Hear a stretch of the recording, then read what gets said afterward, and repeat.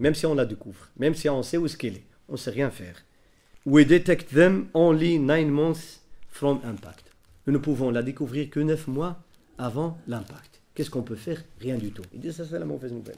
Qu'est-ce que ça a à voir? Vous allez me dire, ouais, mais les articles non attendez, parlez, qala Rasulullah sallallahu alayhi wa sallam.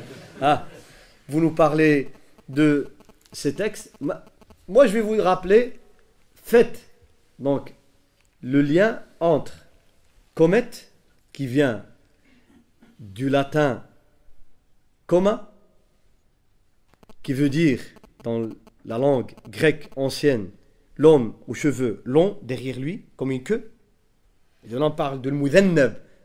En arabe, la queue, mudhannab, quelque chose qui a une queue derrière. Parce que plus il s'approche du soleil, il y a cette chaleur qui fait fondre la glace. Et comme la vitesse et l'objet va en avant, donc il y a de la glace et des gaz lâchés derrière lui comme une queue, comme vous avez déjà vu. Dans un hadith, Abdullah ibn Abbas, radiyallahu anhuma, pour vous dire le lien entre tout ce que je viens de dire. Ibn Abbas, radiyallahu anhuma, un jour, il y a un homme qui vient chez lui. Il vient chez Ibn Abbas lui poser des questions. Ibn Abbas, il lui dit, j'ai passé une nuit blanche, j'ai pas dormi cette nuit. Pourquoi? Il dit, parce que il y a dans le ciel une comète qui est passée pas loin de la terre. Alors je m'attendais à l'apparition de la fumée, ad-dukhan, qui est un des grands signes de la fin du monde. Quel lien, qu'est-ce que ça a à voir la comète avec la fumée? C'est Ibn Abbas qui parle, radiyallahu anhuma. Ibn Kathir juge ce texte comme étant authentique. Il dit, j'ai passé une nuit blanche. Quand j'ai vu la comète, je me suis dit, eh bien, quand est-ce que viendra la fumée? Le lien entre les deux, c'est quoi? C'est que nous allons voir, bihawlillahi ta'ala, quelques temps après. Le premier, selon Al-Hafidh ibn Hajar, l'érudit Al-Hafidh ibn Hajar, le classement des signes de la fin du monde, les grands signes, commence à partir de Dajjal, l'Antéchrist, le faux messie. 2.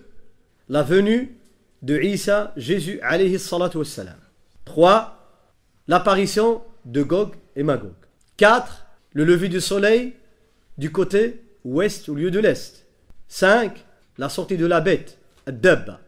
6. La fumée, dukhan. 7. 8. 9. 3 engloutissements. 10. Le feu. C'est le classement donné par Al-Hafidh ibn Hajar rahimahullah. Remarquez que dans les hadiths du prophète sallallahu alayhi wa sallam, une fois le prophète alayhi salatu wassalam dit dans le hadith al-sahih authentique, Inna awwal al-ayati khurujan tulu'u ash-shamsi min maghribiha. Et le premier signe qui apparaîtra, c'est l'apparition du soleil au couchant, au lieu du levant, donc à l'ouest. Il dit c'est le premier signe. Dans un autre hadith du prophète sallallahu alayhi wa sallam, dans le Bukhari Muslim, il dit le premier signe de la fin du monde, c'est le feu qui va rassembler le restant de l'humanité. À l'époque, pour les pousser vers la terre de la résurrection, Ardul Mahshar, la terre du rassemblement, Ardul Mahshar et wal Manshar, Al-Sham, Palestine, Syrie et les environs. Donc nous avons un hadith qui dit, le premier signe, c'est le lever du soleil à l'ouest, l'autre qui dit, c'est le feu, et nous avons aussi, dans un autre hadith, qui parle de l'antéchrist Dajjal. Eh bien, le Hafidh ibn Hajar dit qu'il faut remarquer que le contexte dans lequel le prophète sallallahu alayhi wa sallam a donné ces textes, le contexte est différent. Quand il nous a parlé de l'antéchrist, parce qu'il parlait de Mahdi, il parlait de Isa, donc par rapport aux 10 signes, le premier, c'est l'arrivée ou l'apparition de qui? Du faux messie, Dajjal. Alors là, il y aura des événements, l'antéchrist, le faux messie, Isa alayhi salam, Gog et Magog, eh bien, c'est sur terre. Tous ces événements auront lieu sur terre. Il dit il y aura des événements dans le ciel. Et le premier, c'est le lever du soleil à l'ouest. Donc ce sont deux contextes différents. Et par rapport à la fin du monde et par rapport à la résurrection, ce qu'il y aura après la fin du monde, il dit la dernière étape sur terre qui représente la première étape vers la résurrection, c'est le feu, car c'est le dernier signe. Juste après lui, il y aura la résurrection. Donc il dit c'est le premier signe, c'est-à-dire par rapport à la résurrection. C'est comme ça que le Hafidh ibn Hajar a essayé de rassembler tous ces textes du prophète sallallahu alayhi wa sallam. Commençons un peu par Ad-Dajjal, par l'Antéchrist, le faux messie.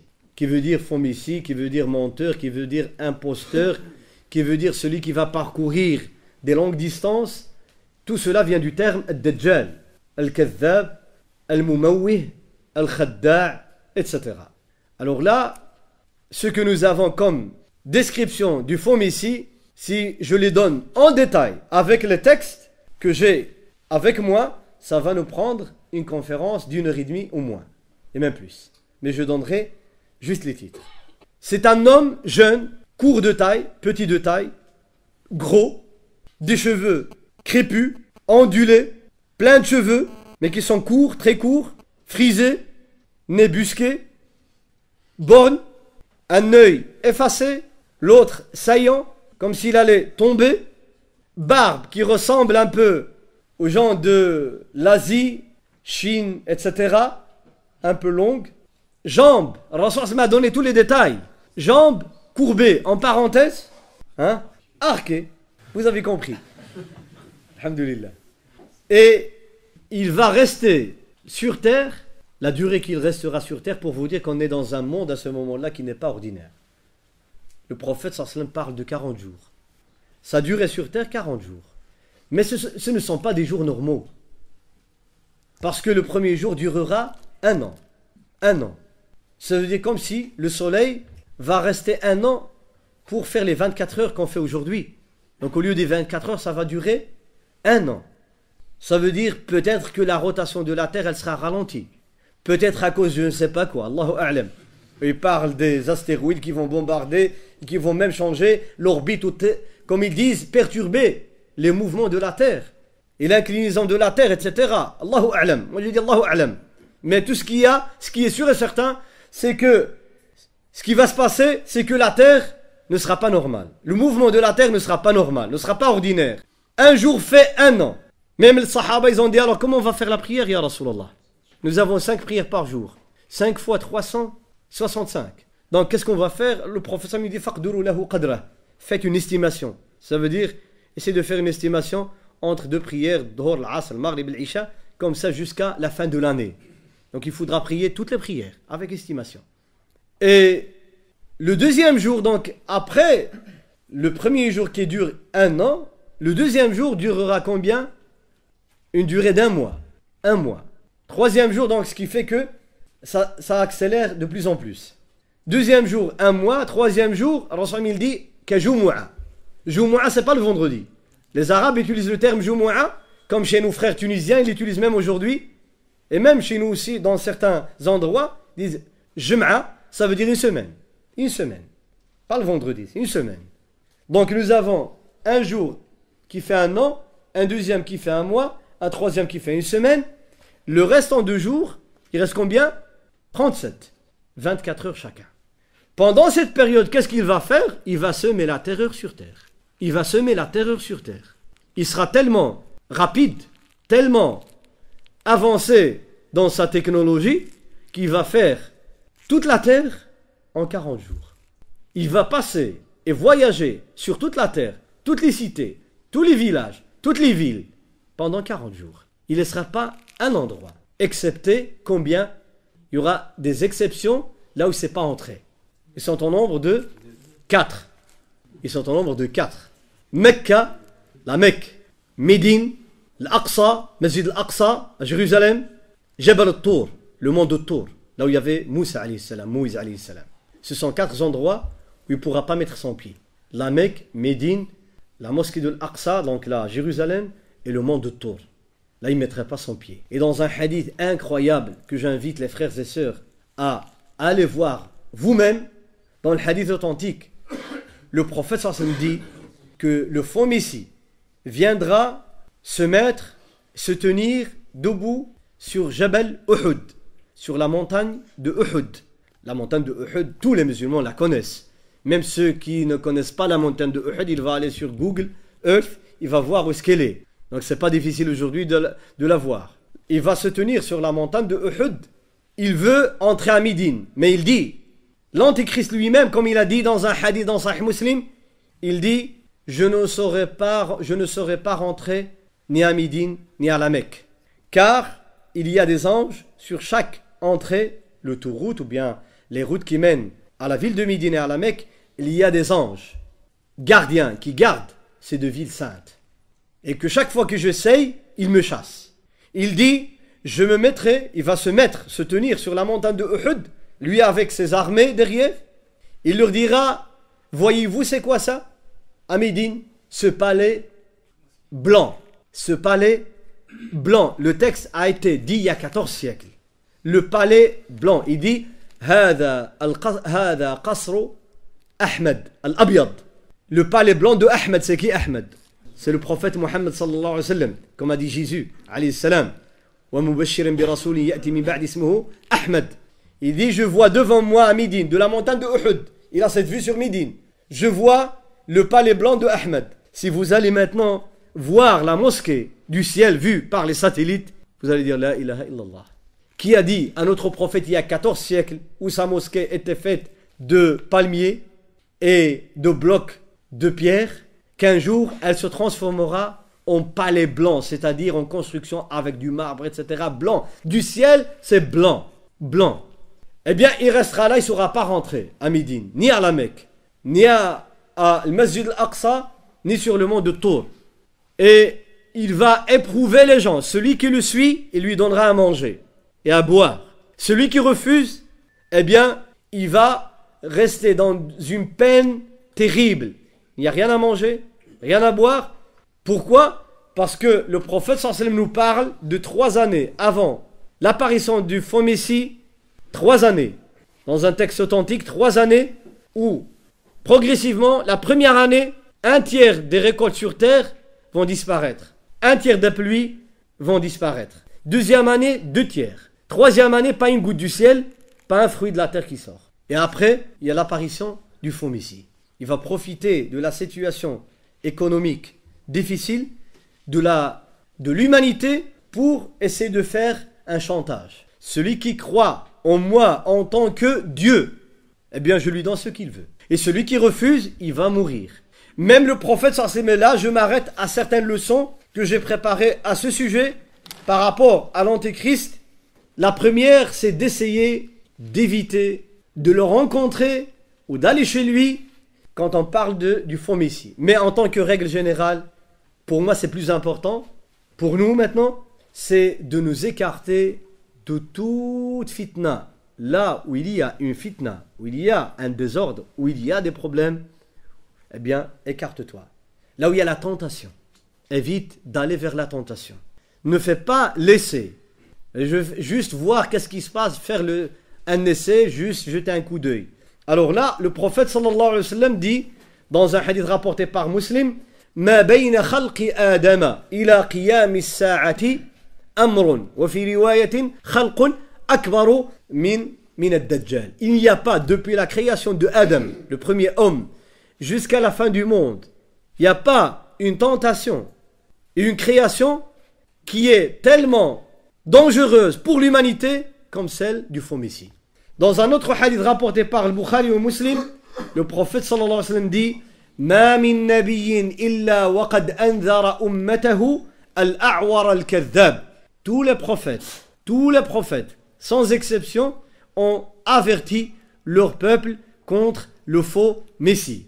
Et dans un hadith rapporté par Abu Daoud, l'imam Ahmed, al-Hakim, hadith sahih, الرسول صلى الله عليه وسلم, hadith de Imran ibn Husayn, من سمع بالدجال فلينأ عنه. Celui qui entend parler du faux Messie, qu'il est quelque part, le prophète t'ordonne de t'en écarter, t'en éloigner. Ne pas aller chez lui. Fawallahi, il jure par Allah, le prophète sallallahu alayhi wa sallam, il dit par Allah, Inna ar-rajula la ya'tihi wa huwa yahsabu annahu mu'min. Il y aura des gens qui vont aller chez lui, malgré l'avertissement lancé par le prophète sallallahu alayhi wa sallam. Il y aura des gens qui se disent croyants. Ils vont aller rencontrer le faux Messie, fayattabi'uhu, et ils vont finir par le suivre. فَيَتَّبِعُهُ مِمَّا يَبْعَثُ مِنَ الشُّبُهَاتِ أَوْ لِمَا يَبْعَثُ بِهِ مِنَ الشُّبُهَاتِ. Tellement il a avec lui des ambiguïtés très très fortes et des tentations très fortes que certains qui se disent croyants vont finir par le suivre. 2. À propos du faux Messie. العمل الصالح طريق إلى النجاة. pratique les bonnes œuvres, tu seras, Inch'Allah Ta'ala, à l'abri du faux messie. Le prophète sallallahu alayhi wa sallam dit, d'après l'imam Muslim, Badiru bil a'mali sitta. Œuvrez avant l'arrivée de 6 choses. Œuvrez, pratiquez, gagnez le hasanat, faites les bonnes actions, faites l'amal salih, faites le bien avant que ce sera trop tard. Avant 6 choses. Tulu'u shamsi min maghribiha, le lever du soleil à l'ouest, ad-dukhan, la fumée, ad-dajjal, le faux messie, ad-dabba, la bête, aw khassati ahadikum aw amri al-amma. Troisième point, le fait de tenir fortement al-kitab, al-sunnah, au Coran et à la tradition du prophète sallam, ça t'évite de tomber dans les pièges de ad-dajjal. D'après Abi Darda, anna an-nabiy sallallahu alayhi wa sallam قال, hadith est dans Sahih Muslim, man hafiza 10 ayatin min awwali surati al-kahfi usima min ad-dajjal. Celui qui mémorise 10 versets, les premiers de Surat la caverne, eh bien il sera protégé contre le faux messie, le fait de tenir le Coran au livre d'Allah subhanahu wa ta'ala. Et dans un autre hadith rapporté par l'imam Ahmed, le prophète nous enseigne un dua, une invocation à dire lors de l'apparition du faux messie, comme ça tu seras protégé contre lui. Il va vous dire, je suis votre Dieu. Sayaqul ana rabbukum. Qal, le musulman lui dira, lasta rabbana, tu n'es pas notre Dieu. Lakin rabbuna Allah, alayhi tawakkalna wa ilayhi anabna wa na'udhu billahi min sharrika. Dans une version, na'udhu billahi minka. Donc c'est un dua de dire, nous plaçons notre confiance en Allah et nous cherchons protection contre toi auprès d'Allah, et qu'Allah Azza wa Jalla nous préserve contre toi. Eh bien tu seras protégé contre Ad-Dajjal. Cherchez refuge dans les maisons d'Allah, les mosquées, spécialement les mosquées que j'ai citées, le Masjid al-Haram, le Masjid al-Aqsa et Masjid al-Rasul sallallahu alayhi wa sallam, ou bien même sur le mont de Tour, il y a aussi là une mosquée, mais ce qui compte c'est le mont de Tour, le hadith rapporté par l'imam Ahmed, et c'est un hadith qui est sahih. Cinquième point, je termine avec cette première partie. Ne vends jamais ta foi pour manger et boire. Ad-Dajjal va essayer de t'acheter. Al-Rasul sallallahu alayhi wa sallam dit, Ma'ahu jannatun wa nar wa jabalun min khubz wa ma. Il a avec lui, le faux messie, un paradis, et donc il a avec lui des jardins, avec les fruits, avec tout, qu'il montre aux gens, et de l'eau, du feu. Le feu, il est réservé pour ses ennemis, les jardins et les ruisseaux réservés pour ses adhérents, ses alliés, ses élèves, hein, ses disciples, tout ce que vous voulez. Et il a avec lui aussi shayatin, comme a dit le prophète sallallahu alayhi wa sallam. Il aura même avec lui shayatin, qui utilise le sihr, la magie, pour montrer aux gens des fausses images. Le prophète me dit, ce que tu crois voir comme étant un feu, en vérité c'est un paradis. Et ce que tu crois voir comme étant des jardins, des ruisseaux, c'est un feu. Il utilise même la magie. Et il a avec lui du pain, des montagnes de pain, dit le prophète sallallahu alayhi wa sallam. Ça veut dire qu'il essaiera d'acheter. Et même il dira aux gens qui n'ont pas assez de connaissances, il leur dit, est-ce que tes parents sont encore vivants? Il dira non. Il y a mon père et ma mère qui sont déjà décédés depuis longtemps. Il lui dit, qu'est-ce que tu vas me donner, hein? Est-ce que tu vas croire en moi si jamais j'arrive à les ressusciter pour toi? Croiras-tu en moi comme Dieu? L'homme lui dira, bien sûr, car seul Allah ressuscite les morts. Bien sûr, après la mort des prophètes, et après donc que Isa est élevé au ciel, donc à qui Allah Ta'ala a donné cette capacité de ressusciter les morts par la grâce d'Allah et la volonté d'Allah subhanahu wa ta'ala, eh bien, qu'est-ce qu'il va faire? Il va ramener 2 shaitans. Un qui prend l'image de son père et l'autre qui prend l'image de sa mère. Alors l'homme là, il va tomber car il va dire c'est vrai, ça c'est mon Dieu. Il va le suivre. Tellement il va tenter les gens à le suivre et à mécroire en Allah subhanahu wa ta'ala. Sa fin sera, comme j'ai dit, près de Jérusalem, dans la ville de Lud, par les mains de qui? De Isa alayhi salam. Et Isa, quand il descendra, donc c'est le deuxième grand signe, à Damas, alors là, il va faire la prière, mais pour montrer à la communauté musulmane que lui, il ne va pas apporter une autre religion, qu'il ne fait en vérité qu'un anneau dans cette chaîne de prophètes et messagers. Et comme le dernier des messagers, c'est le prophète Mohammed sallallahu alayhi wa sallam, lui sera un membre de sa communauté. Alors là, il va faire la prière derrière le calife musulman de l'époque. Selon beaucoup de savants, ça sera le Mahdi. Donc il dirigera la prière et Isa derrière lui fait la prière. Et ensemble, ils vont aller se diriger pour aller tuer et finir avec le faux Messie, Al-Masih al-Dajjal. Et subhanallah,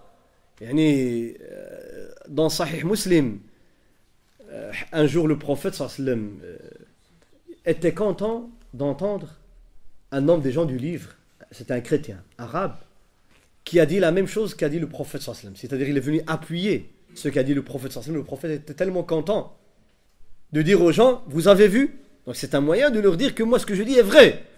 Parce qu'il leur avait parlé à Sahaba et aux gens de Médine. Il y avait des gens du livre, il y avait des musulmans, Sahaba. Il leur avait parlé de l'antéchrist du faux Messie. Comment il est. Et il leur a parlé de la fin du monde, les signes de la fin du monde. Et tout d'un coup, il y a un chrétien arabe qui arrive qui s'appelle Tamim. Tamim al-Dari. Après il est devenu musulman, radiyallahu anhu. Il vient dire, Ya Rasulallah, je vais te raconter une histoire. Un jour, je suis sorti en mer, moi et mes compagnons. Nous avons pris un bateau. La mer, après une agitation très très forte, nous a jetés sur une île après un mois dans la mer. Nous avons passé un mois dans la mer, perdus. Et nous nous sommes trouvés sur la plage. Nous avons débarqué sur une île qu'on ne connaît pas. Et tout d'un coup, on a rencontré Jessasa, une espionne. Un être comme une femme avec des cheveux très très longs. Comme les gens qu'on voyait dans les... qu'on nous montre... les gens primitifs, etc. Moi, entre parenthèses. Les gens de la caverne, entre parenthèses. Mais il y a des gens comme ça, ça existe. La yudra qubuluha min duburiha.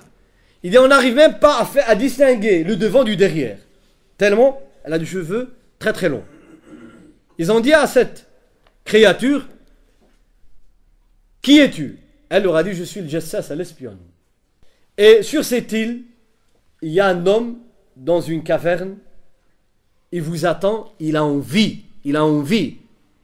Il a envie d'entendre de vos nouvelles. Qu'est-ce que vous lui apportez comme nouvelles? Parce qu'il est enchaîné, il ne connaît pas ce qui se passe ailleurs. Ils ont été chez lui, ils sont rentrés dans la caverne, et il y avait un homme, il dit, nous n'avons jamais vu auparavant un homme aussi gros, attaché solidement, avec des chaînes autour de ses jambes et autour de son cou. Ils lui ont dit, qui es-tu? Il leur a dit, d'abord, dites-moi, qui êtes-vous? Ils ont dit, nous sommes des gens arabes, des arabes. Et ils lui ont raconté leur histoire dans la mer, jusqu'à ce qu'ils ont débarqué sur cette île. L'homme leur dit, dites-moi, avant que je vous dise qui je suis, dites-moi, qu'est-ce qu'il est devenu Nakhlu Baysan, les palmiers de Baysan, entre la Jordanie et la Palestine. Ils ont dit, il y a beaucoup d'eau, il y a beaucoup de palmiers. Et il leur a dit, bientôt il n'y aura pas une goutte d'eau, il n'y aura pas de palmiers. Et qu'est-ce qu'il est devenu? Le lac de Tibériade. Vous vous rappelez l'histoire de qui? Ya'juj wa Ma'juj. Ils ont dit, il y a beaucoup d'eau, abondante. Il leur a dit, bientôt il n'y aura pas une goutte d'eau. Il leur dit, qu'est-ce qu'elle est devenue? La source d'eau qu'on appelle Zourar, Aïn Zourar. Ils ont dit, il y a beaucoup d'eau. Alors là, il n'a pas fait de commentaire. Ensuite, il leur a posé la question sur qui? Ce sont des Arabes. Sur Mohammed sallallahu alayhi wa sallam. Il leur dit, vous venez de la terre du prophète, de l'Ummiyin, des illettrés? Ils ont dit, non, na'am. Il leur a dit, qu'est-ce qu'il est devenu? Il pose la question sur Mohammed sallallahu alayhi wa sallam. Ils ont dit, qatalahu qawmu, il y a eu la guerre entre lui et son peuple. Et il est parti de la Mecque à Yathrib, c'est-à-dire à Médine. Et qu'il a emporté victoire sur eux à plusieurs reprises. Qu'est-ce qu'il dit cet homme? Il dit, ils ont bien fait de lui obéir. Ils ont bien fait de lui obéir. Il sait que le prophète Mohammed est sur la vérité. Alors là, ils ont dit, qui es-tu? Il leur a dit, Inni al-Masih, le faux Messie. Wa ushiku an akhruj fa asira fil ard. Bientôt je vais sortir de cette prison et je vais voyager parcourir toute la terre, excepté la Mecque et Médine dans ce hadith. Excepté la Mecque et Médine. Et il a cité le reste de ce qu'il va faire sur terre. Donc nous avons là un témoignage d'un homme qui était chrétien et qui a rapporté la même information qu'a dit le prophète sallallahu alayhi wa sallam des signes de la fin du monde.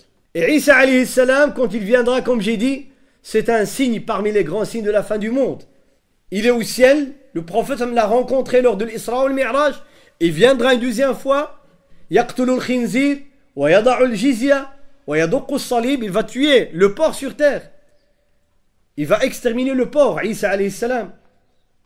Et avant, donc l'apparition du Ya'juj wa Ma'juj, Isa, quand il va finir avec l'Antéchrist, avec le faux Messie, les musulmans et Isa alayhi salam vont vivre, même les gens du livre vont croire en lui à ce moment-là. Tous les gens qui seront présents à l'époque de Isa, quand il va redescendre, tout le monde va croire en lui comme étant le prophète d'Allah subhanahu wa ta'ala. Parce qu'il est là, il va parler et dire la vérité, qu'est-ce qu'il est. Alors ils vont rester en paix, vivre en paix, et tout d'un coup, il y a l'arrivée du troisième signe, Ya'juj wa Ma'juj. Cette communauté qui est quelque part sur terre, derrière un barrage qu'a construit un roi dans l'histoire qui s'appelle Dhul Qarnayn. Certains historiens avancent la date de 529 avant Jésus-Christ.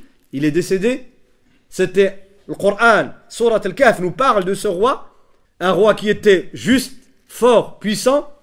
Il y a des gens qui disent c'est Alexandre le Grand, etc. Mais en vérité, ce n'est pas la même époque ni la même description. Tout ce que nous savons, c'était un roi juste, puissant, qui a parcouru presque toute la terre connue à l'époque. Il avait le règne sur tous les continents connus de l'époque. Et parmi les choses qu'il a rencontrées, des peuples du côté est de la planète, en Asie, qui étaient souvent attaqués par deux populations qu'on appelle Gog et Magog, Ya'juj wa Ma'juj, bien Ya'juj wa Ma'juj, qira'atan sahihatan. Eh bien, qu'est-ce qu'il a fait? Ils lui ont demandé, donc ces peuples faibles, qui n'avaient pas de puissance pour faire face à Gog et Magog, qui étaient deux populations sauvages dans le sens, il n'y a aucun signe de civilisation, à part massacrer, tuer, attaquer, piller, etc. Eh bien, les peuples qui étaient faibles, ils ont demandé à Dhul Qarnayn, à ce roi, de construire une séparation entre leur village et ceux de Ya'juj wa Ma'juj. Il n'y avait qu'un seul endroit par lequel ils savaient passer pour attaquer les gens, entre deux montagnes. Il y avait une vallée. Eh bien, Dhul Qarnayn, qu'est-ce qu'il a fait? Il a apporté du cuivre avec du fer qu'il a travaillé, donc avec le feu.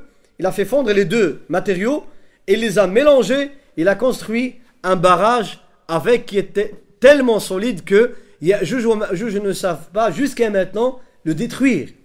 Et certains disent que l'origine de Ya'juj wa Ma'juj, c'est les Mongols, Ma'juj.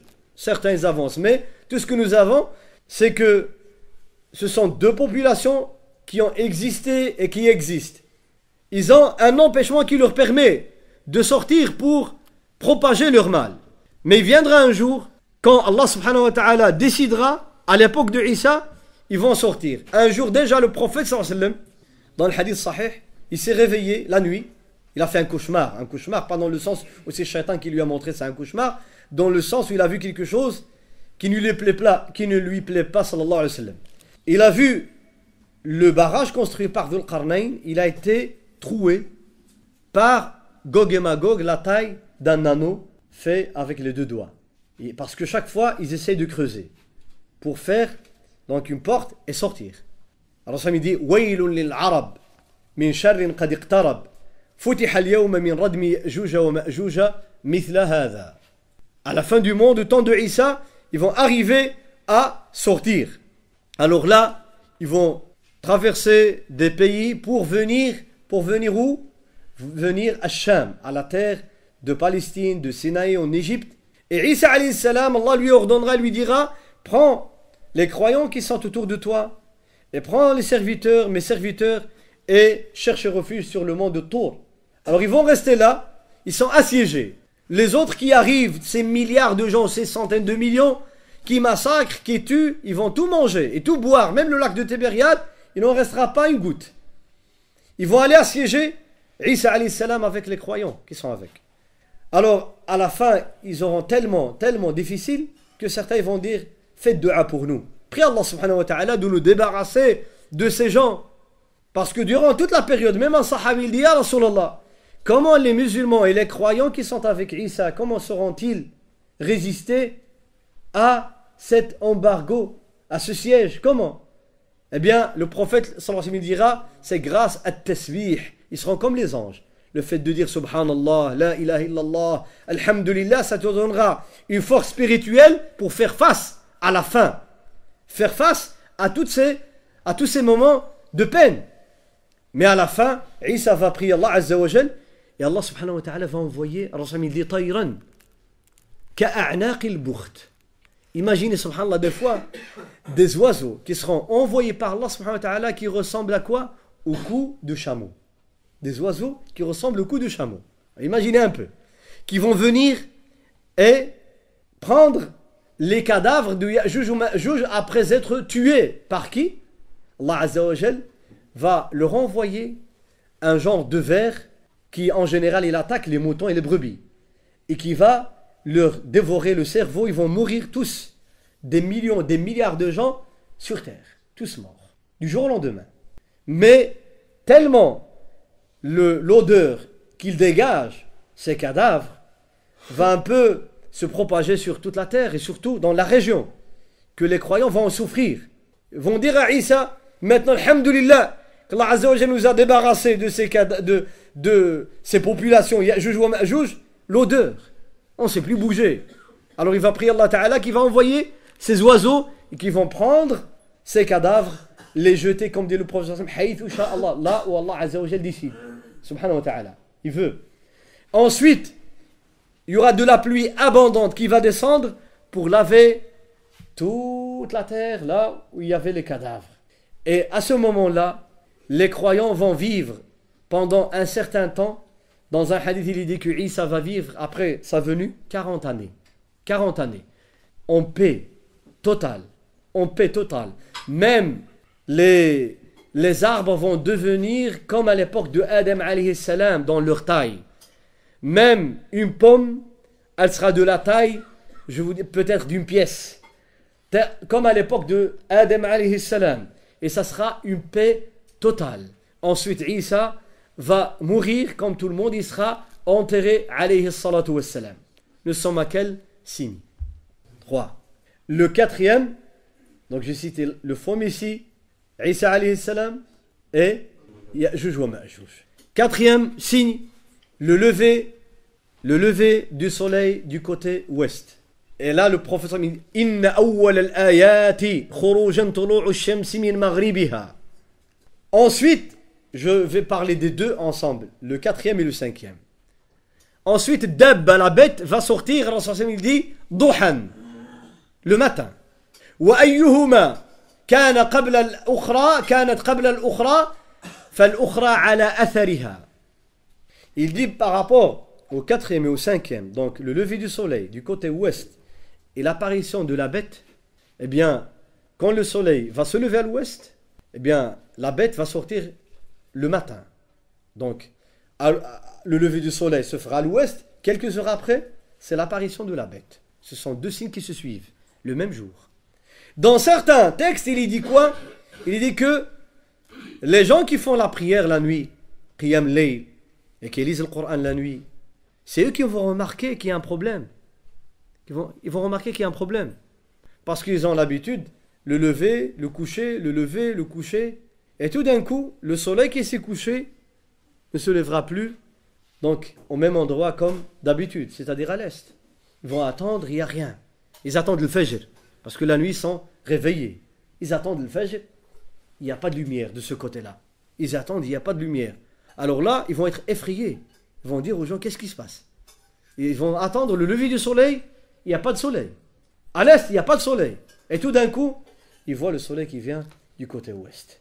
Et à ce moment-là, si on peut tirer des leçons sur cette question, j'en ai réservé quelques-unes. La première, ça nous montre quoi tout d'abord? Que le soleil qui va se lever à l'ouest, comme a dit Allah subhanahu wa ta'ala, قال إبراهيم فإن الله يأتي بالشمس من المشرق فأتي بها من المغرب فبهت الذي كفر والله لا يهدي القوم الظالمين. Ça nous prouve que celui qui dirige cet univers et qui le gère, c'est Allah subhanahu wa ta'ala. Celui qui décide du soleil, de la lune, de la vie, de la mort, de la pluie, de la sécheresse, etc., c'est Allah subhanahu wa ta'ala. Celui qui décide de la résurrection, du jugement, c'est Allah subhanahu wa ta'ala. Le soleil qui a pris l'habitude, ou à qui Allah azza wa jal a donné cette loi de se lever du côté est et de se coucher du côté ouest, eh bien viendra un jour où ça sera un changement, mais pendant un jour seulement. Après, il va reprendre son trajet normal. Un jour, il se lèvera du couchant et se couchera ou levant. Pendant un jour. Qu'est-ce que nous pourrons tirer aussi comme leçon? Eh bien, ceux qui n'ont pas encore fait tawbah, le repentir. Imaginez les conséquences de cela. Les croyants sont connus, les non-croyants sont connus, le repentir, sa porte est fermée, plus cette fumée, les effets de cette fumée, subhanallah. Et même quand tu vas lire les recherches que font même les savants de la NASA et autres, disent que ça va provoquer des réactions chez les êtres humains. Des réactions comme de l'allergie, éternuer. Subhanallah. Le prophète sallallahu alayhi wa sallam dit que l'effet qu'aura cette fumée sur les croyants, zoukam, comme un rhume. Et sur les autres, ils vont gonfler et ils auront du mal à respirer. Et parmi les leçons que je peux vous rappeler à ce sujet, je cite à la lettre le hadith rapporté par l'imam Tabari عن عبد الله بن أبي مليكة قال غدوت على ابن عباس ذات يوم فقال ما نمت الليلة حتى أصبحت قلت لما قالوا طلع الكوكب ذو الذنب. Ibn Abbas dit j'ai passé la nuit blanche parce qu'on m'a dit que la comète, il dit al-kawkab, donc l'astre avec ou le rocher ou tout ce que vous voulez, cet objet avec cette queue, comète, qui vient du grec, commun, l'homme aux cheveux, derrière lui, long. Al-kawkab, regardez la précision. Ibn Abbas n'était pas un astronome, mais regarde la précision. Al-kawkab dhu dhanab. Fakhashitu an yakuna ad-dukhan. Alors j'ai eu peur que c'est la fumée qui va le suivre. Qad taraqa fama nimtu hatta asbahtu. Il dit jusqu'au matin quand j'ai vu qu'il n'y a rien. Alors là, alhamdulillah, il s'est apaisé. قال الحافظ ابن كثير وهذا إسناد صحيح إلى ابن عباس حبر الأمة وترجمان القرآن وهكذا قول من وافق إلى آخر الكلام. Il dit c'est un texte authentique de Ibn Abbas qui est un spécialiste dans l'exégèse du Coran al-Karim.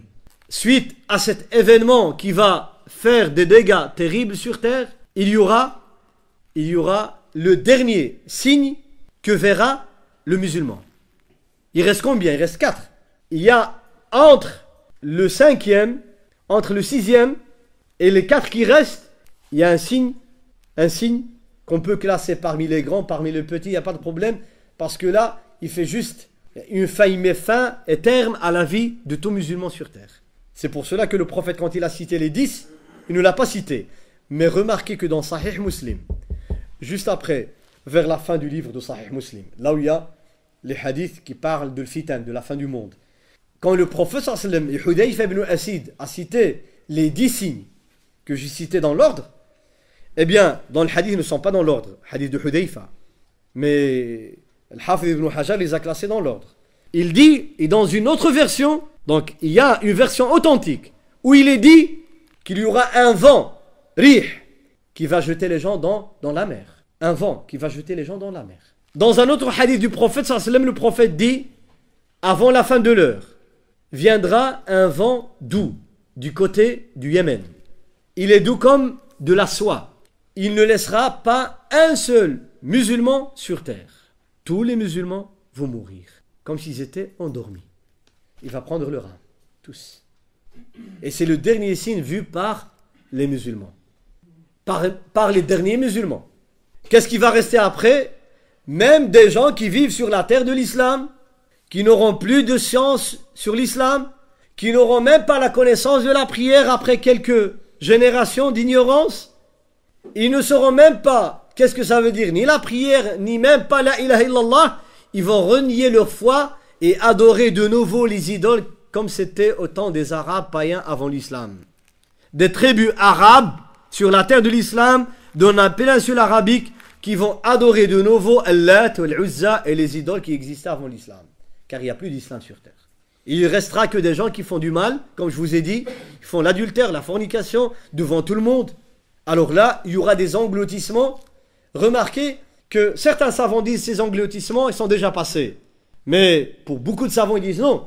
Parce que là, ce ne sont pas des engloutissements ordinaires. Sinon, on en voit et on entend de temps à autre, en Asie et ailleurs, des montagnes qui disparaissent, des villages qui sont sur le sommet des montagnes du jour au lendemain, ça disparaît, subhanallah. Mais c'est des engloutissements qui seront généralisés. Alors ça il dit, ثلاثة خسوف خسف بالمشرق وخسف بالمغرب وخسف بجزيرة العرب.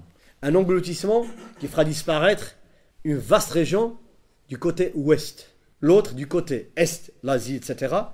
Et le troisième dans la péninsule arabique. Après tous ces événements, remarquez, déjà, la famine avant l'arrivée de Dajjal, les guerres avant l'arrivée de Dajjal. Alors ça me dit dans une bataille, que certains appellent la troisième guerre mondiale, eh bien, il y aura sur le nombre de morts parmi les musulmans, 99%.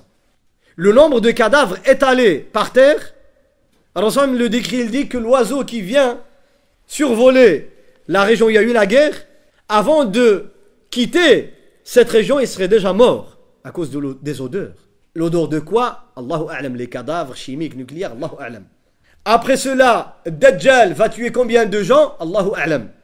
La famine tuera combien de gens? Allahu a'lam. Ya'juj wa Ma'juj tueront combien de gens? Allahu a'lam.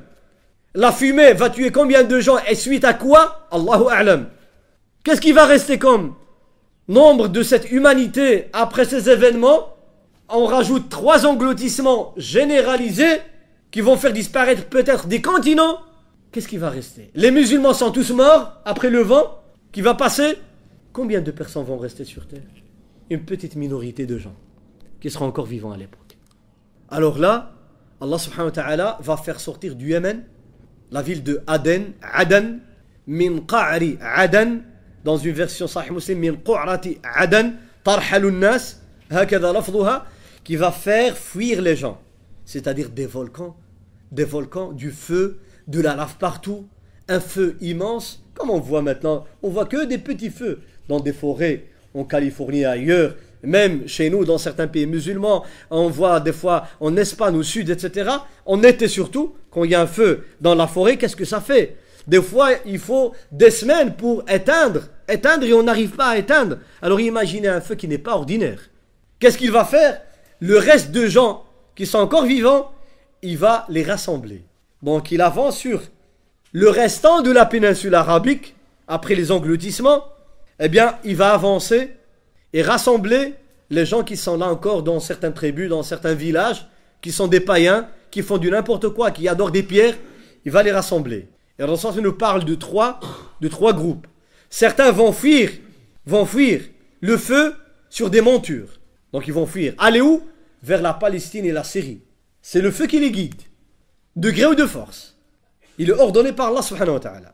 D'autres, eh bien, ils vont faire la relève sur les montures, parce qu'ils n'auront pas assez de montures.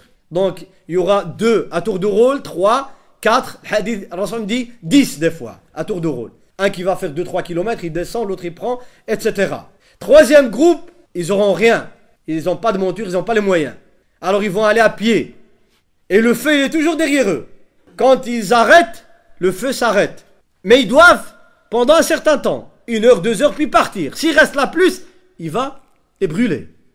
Il va les rassembler tous sur la terre de Palestine, Sham. Quand ils seront tous là, comme c'est le dernier signe, eh bien là, il y aura le cri de l'ange Israfil alayhi salam. An-nafkha al-oula, le premier cri quand Israfil, l'ange, soufflera dans la trompe pour anéantir toutes sortes de vie dans cet univers. Et tout le reste de l'humanité va mourir, les djinns vont mourir, les anges vont mourir, il ne restera que Allah subhanahu wa ta'ala. Et ce sera la fin du monde. Wa sallallahu wa sallam ala Muhammadin wa alihi wa sahbihi. Subhanakallahu wa bihamdika ashhadu an la ilaha illa anta astaghfiruka wa atubu ilayk. Ma proposition est que j'ai donné en résumé les grands signes de la fin du monde. La deuxième partie, pour un autre jour, Inch'Allah Ta'ala, elle sera consacrée à la fin du monde. Juste la fin du monde. C'est-à-dire après les 10 signes et avant la résurrection. La période.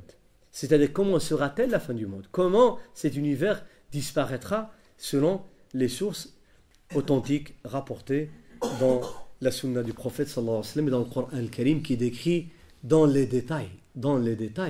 Vous allez voir ce qu'avance le Coran al-Karim comme vérité et ce que disent les savants, même les astronomes et d'autres, comme découverte. Et vous allez voir qu'il y a des choses incroyables et des vérités incroyables. Quand je dis incroyable, c'est dans le sens où certains n'arrivent pas à croire que dans les détails qu'a cité le Coran al-Karim, qu'aujourd'hui on sait voir des choses qui ressemblent et que les savants de l'astronomie avancent des vérités pour eux qui disent que la fin du monde, elle sera de telle sorte, 1, 2, 3, ils donnent des détails. Et quand tu vas comparer ça au Coran, les images que décrit le Coran, subhanallah al-alim, je dirais pas quelle coïncidence, mais quelle vérité qu'Allah subhanahu wa ta'ala nous a donnée. Eh bien, il faut une séance que pour parler de la fin du monde. C'est-à-dire, comment sera-t-elle la fin du monde, la disparition et de la terre, des êtres humains, et même la réapparition, la résurrection des gens, et la terre sur laquelle nous sommes aujourd'hui, est-ce que nous allons y rester après la résurrection sur la même terre ou pas? Est-ce que ça sera une autre terre sur laquelle nous serons jugés? Est-ce qu'elle aura la même forme, cette terre? Comment disparaîtra ces montagnes? Où disparaîtront ces montagnes, ces villes, ces villages? Les morts, où seront-ils? Au moment de ce qui arrivera sur terre, au moment de la résurrection. Et Allah parle du ciel, parle de la lune, parle du soleil. Et on sait que à la fin du monde, il n'y aura pas ni soleil, ni lune, ni étoiles. Est-ce qu'ils vont partir? Et comment vont-elles réapparaître? Wa sallallahu wa sallam ala Muhammadin wa sahbihi subhanakallahu wa bihamdika ashhadu an la ilaha illa anta astaghfiruka wa atubu ilayk.